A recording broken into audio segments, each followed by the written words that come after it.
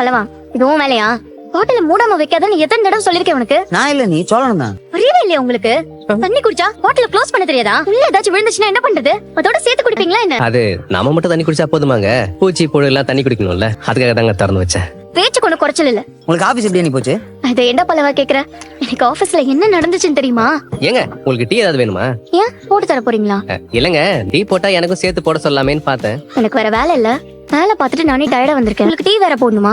நீ அண்ணனை விடுங்க. நீ ஆபீஸ்ல ஏதோ நடந்ததுன்னு சொன்னீங்களோ? இன்னைக்கு என்கிட்ட ஒரு சின்ன ஆபீஸ்க்கு டிசைன் கேட்டாங்க பல்லவா. அதை நான் சூப்பரா பண்ணி கொடுத்தேன். எல்லாரும் என்ன பயங்கரமா அப்ரிஷியேட் பண்ணாங்க தெரியுமா? எங்க சூப்பருங்க. அண்ணி கலக்குறீங்களே. அப்புறம் என் பாஸ் ராகவ் இருக்காருல்ல, ஆமா. அவர் என்ன காஃபி குடிக்கலான்னு கூப்பிட்டாரு தெரியுமா? நல்லா ஒர்க் பண்ணதுக்கு அது எனக்கு ட்ரீட்டா. அவன் சரியான வழிஞ்சாங்க. பின்ன என்னங்க, உங்களுக்கு நல்லா வேலை செய்ய தெரியுது, அதனால உங்களுக்கு நம்பி வேலை கொடுக்குறாங்க. அதுக்காக காஃபி குடிக்க கூப்பிட்டான உடனே காஃபி குடிக்க தானே கூப்பிட்டாரு. அதுக்கே உங்களுக்கு இவ்ளோ கோவம் வருது? அவங்க கிட்ட வழிகிறாங்க, அதை பார்த்தாலே தெரியல உங்களுக்கு. இப்ப எதுக்கு அவரை திட்டுறீங்க? அவனை திட்டினா உங்களுக்கு எங்க கோவம் வருது? அப்படி என் பாஸ் காஃபி குடிக்க கூப்பிட்டா உடனே அவர் என்ன பார்த்து வழிறாருன்னு அர்த்தமா? எங்கேயாச்சும் வேலை செஞ்சு பழக்கம் இருக்கணும். கார்ப்பரேட் கல்ச்சர்லாம் உங்களுக்கு எங்க தெரிய போகுது?